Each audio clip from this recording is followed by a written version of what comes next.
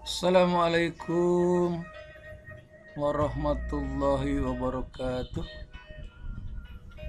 Alhamdulillah, barudak sadaya siswa-siswi SMP IT Insan Kamil Cikarang Utara Kabupaten Bekasi, khususnya di kelas 7. Urang tiasa tepung lawung deui sanaos secara daring, secara online dina pangajaran bahasa Sunda ngeunaan bag-bagan pupujian dina video anu katujuh. Kumaha daramang orangnya? Mudah-mudahan Allah nang tayungan urang sadayana sareng pagebug corona sangkan tiasa tingkah ti negeri urang. Amin insyaallah. Ayeuna urang ngabahas ngeunaan pupujian.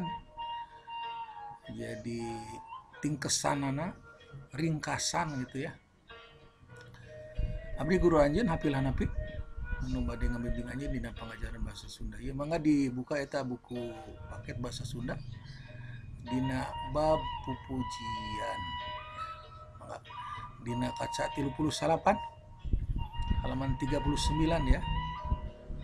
Itu ada tingkesannya. Ya, tingkesan itu resum, ringkasan. Ya.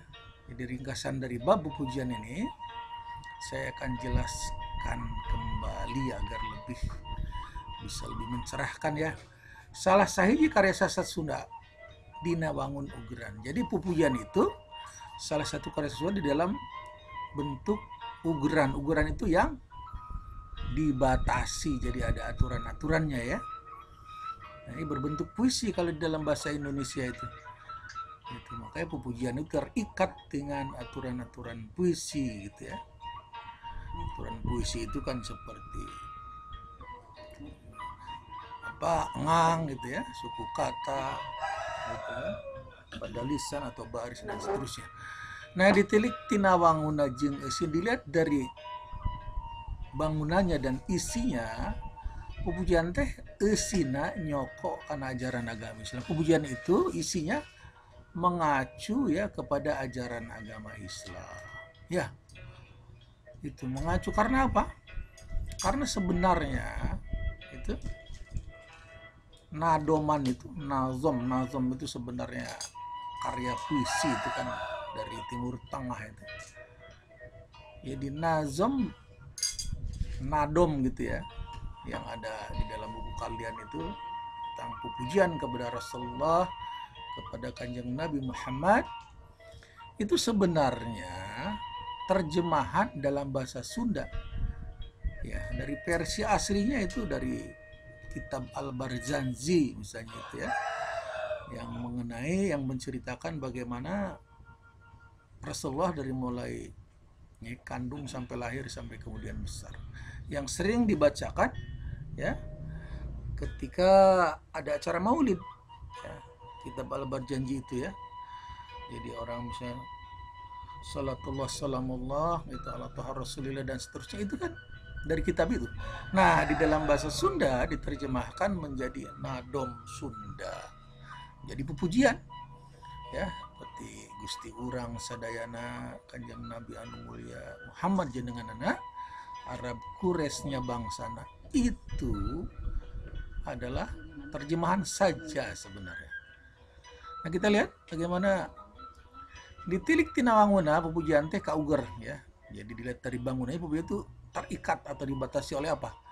Purwakanti. Purwakanti itu bahasa Indonesianya sajak ya.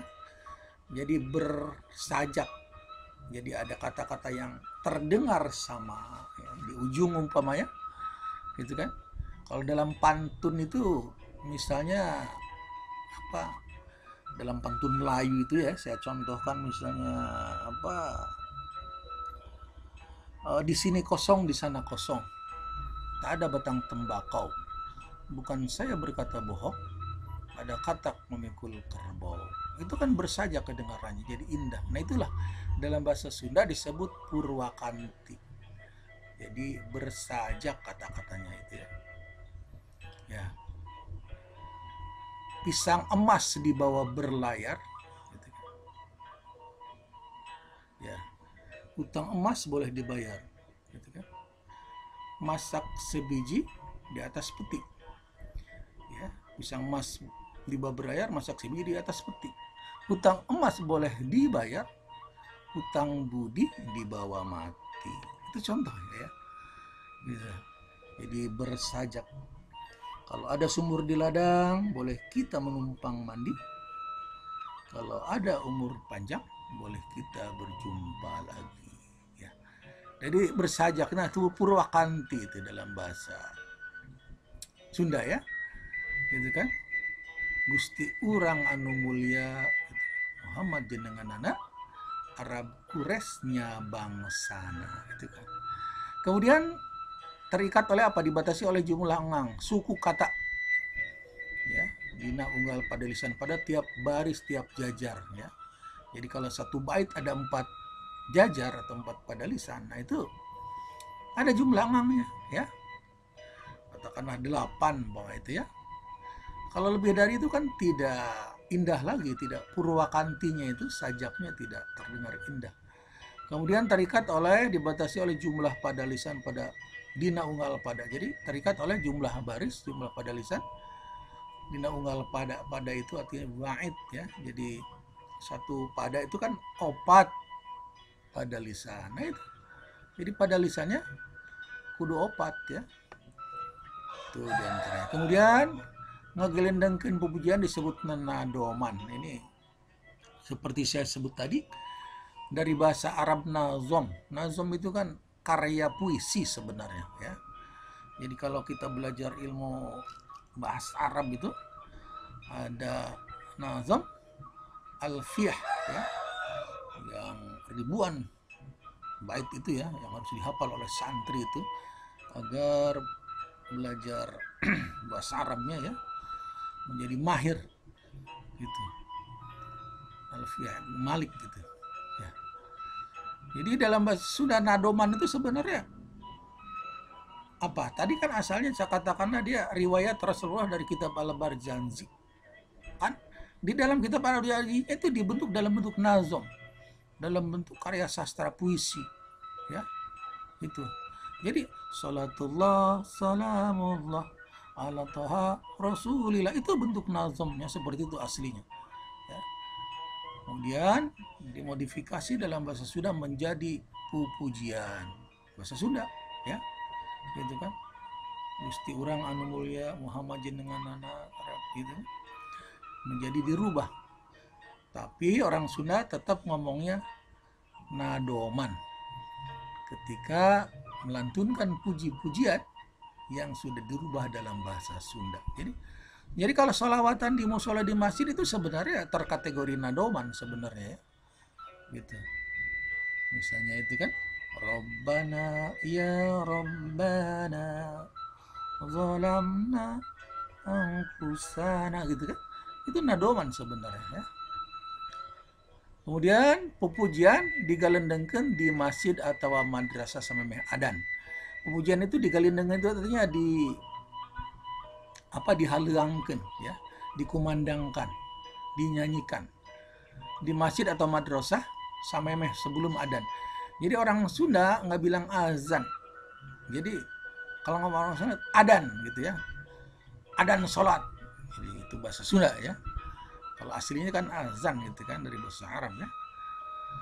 Juga digalendangkan pupujian teh dina acara rajaban. Jadi kalau ada rajaban, mauludan atau saman itu kenaikan kelas ya. Itu dinyanyikan itu ya. Nadoman itu.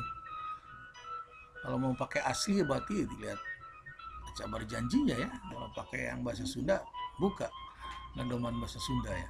Pupujian mibanda ajen sastra ya, memiliki nilai sastra, ditulis di bangun puisi ngabogaan unsur-unsur puisi, jadi memiliki unsur puisi. Unsur puisi itu kan jejer tema nada jeung suasana, nada dan suasana rasa ya, rasa yang ada ke batin kita ketika mendengar nadom itu ya. Kemudian ada amanat apa pesan daripada isi nadomnya itu ya.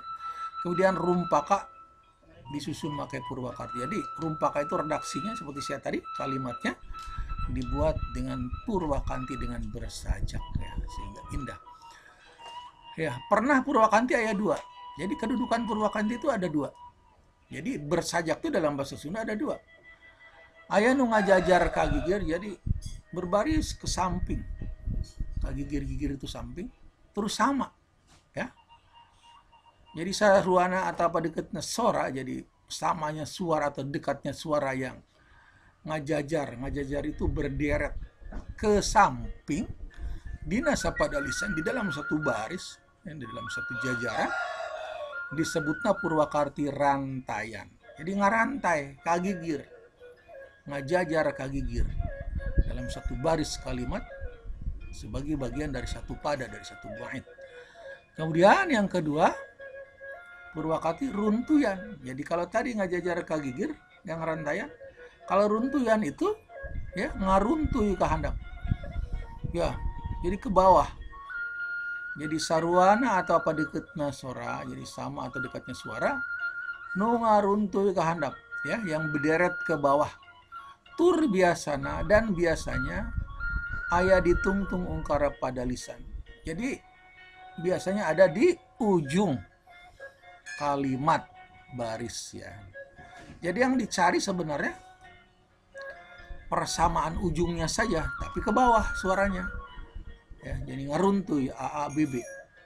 Kalau yang tadi kan yang ngajajar kagir rantaian itu dari kiri ke kanan itu sama a gitu kan.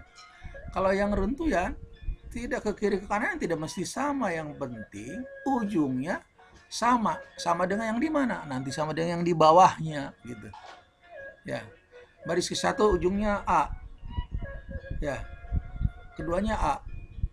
3A gitu. Misalnya tiganya B, keempatnya B. Ya. Tapi kalau yang rantaian dari kalimat awal pertama itu sampai ke ujung dalam satu baris itu terdengarnya sama. Ini saya contohkan contoh ya. Ini yang rantaian kagigir ke samping, lihat Gusti Urang Sadayana Kanjeng Nabi anu mulia Muhammad jenenganana Arab Quraisnya bangsana, lihat dari Gusti Urang ke kanan sampai Sadayana dari Kanjeng itu mirip jadi A semua ya. Makanya jadi ngajajar kagigir ya ke samping, makanya ngarantai ke sisi kagigir ya. Jadi kalau ngarantai itu ke samping, ke gigir, ke pinggir. Kalau ngaruntuy ke handap, ke bawah. Coba lihat yang runtuyan ya.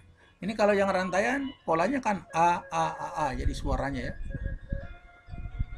Ya.